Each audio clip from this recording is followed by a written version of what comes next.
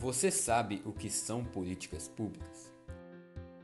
O termo política pública é um desses conceitos com os quais todos nós já nos deparamos por aí.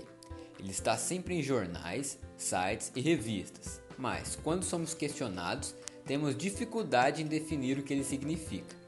Isso não é nenhuma surpresa, afinal o termo tem muitas formas e usos. Longe de esgotar o significado dessa expressão, vamos tentar dar a ela um sentido prático. Imagine que você e seus vizinhos decidam adotar conjuntamente um cachorro que está passeando nas redondezas. Para evitar aquele velho ditado, cachorro com mais de um dono morre de fome, todos vocês teriam de fazer alguns combinados, delegar responsabilidades, que envolvem dinheiro e regras, como quem dá alimento em quais dias, quem tem disponibilidade para vacinar o animal e castrá-lo, quem pode ofertar abrigo esporádico e etc. Assim, toda essa organização e processo contribui para que um objetivo em comum seja atingido, o bem do cãozinho. Esse processo funciona de maneira semelhante a uma política pública.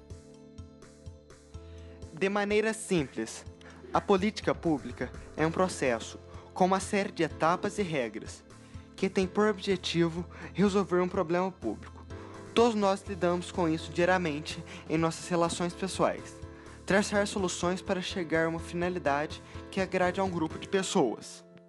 Um programa da prefeitura que esteja beneficiando seu bairro, por exemplo, é uma política pública.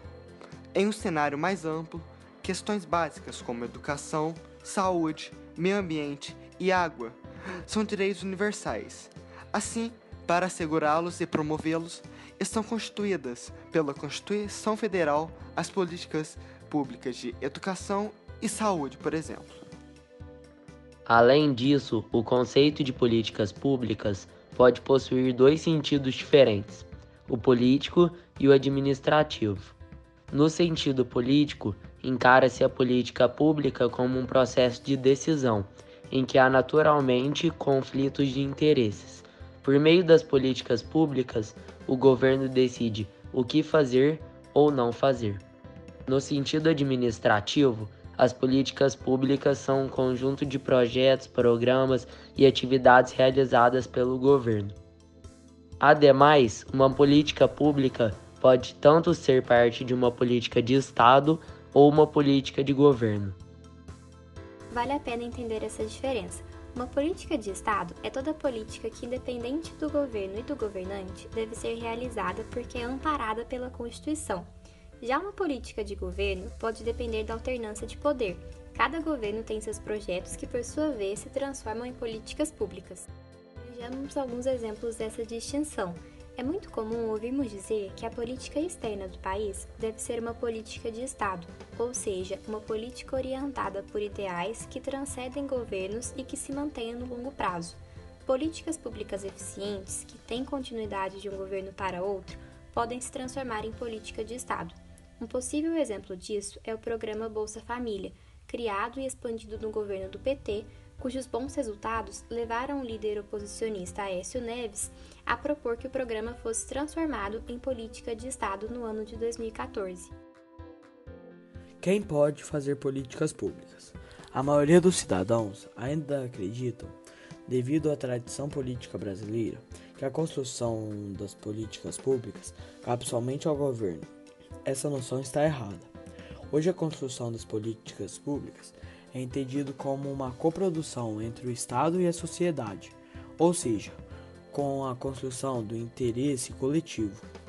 As políticas públicas são definidas pelo Poder Legislativo, vereadores, deputados e senadores, e também pelo Poder Executivo, prefeitos, governadores e presidentes, e assessorados por sua equipe e por servidores públicos, que são fundamentais para a execução das propostas.